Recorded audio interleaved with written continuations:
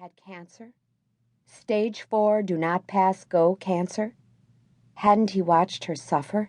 An endless year of days, mourned and mopped and propped and wished for her release and flogged himself for the wishing? It was over. She had been released. And Ray, George's husband, Gordon's longtime friend, his sweet-souled frat buddy from Jupiter, Florida, a lumbering athlete with a physicist's brain and the heart of a child. Ray was dead too. Gordon had to recalibrate. Ray had told Gordon more than once during the illness, "Bo, I can't live without her."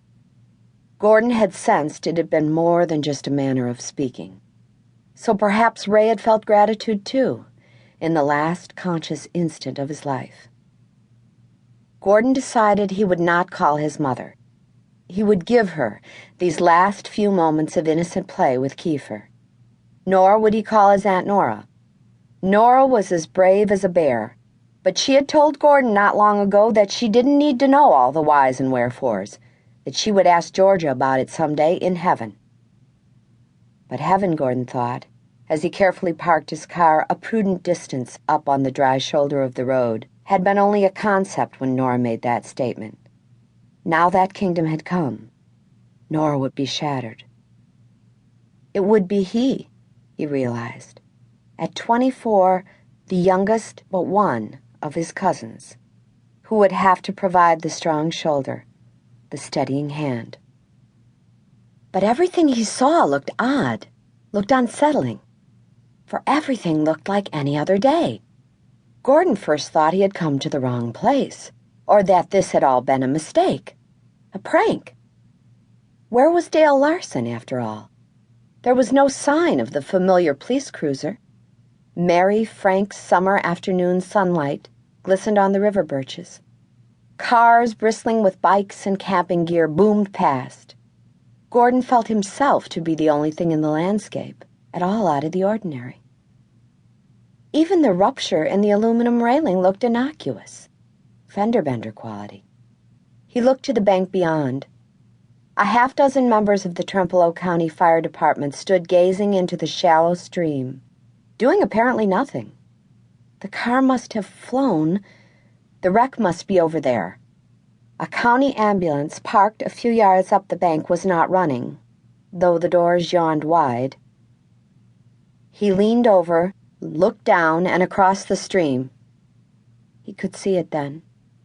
The metallic stack of angles that was all that was left of his father's beloved vintage car nuzzled shyly, nose down in its nest of sand, river boulders, and concrete, encircled by a rainbow fan of slick oil and blood, with glass everywhere. And more, webs and strands of red and beige, in the water, in the willow branches. Gordon could never recall the next moments, except as fractured vignettes, sequenced with periods of blindness.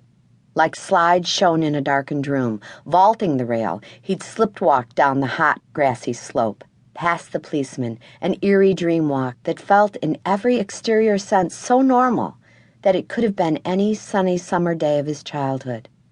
Sliding, nearly falling, recovering his footing, finally he was abreast of the car. In the creek was a concrete abutment, a kind of dam, meant to keep spring floodwaters off the road. The car had apparently smacked into the leftmost edge of it. The hood was bent back against what had been the front seat, the way a child bends bread for a jelly sandwich. Nothing could have been extracted living. The windows had popped outward, and what Gordon could see through the collapsed driver's side opening looked at first something like the sea wasps he saw when he dived deep. Delicate, parachute-like membranes veined with maroon and blue and golden threads. Ray. Oh, Ray. And what the side pillar of the windshield had done. Ray. He could not focus on what bobbed in the shallow stream at the corner of his field of vision, the long strip of purple fabric embroidered with gold stars, his sister's shirt. Gordon began to cry. Two of the officers ambled over, reached out,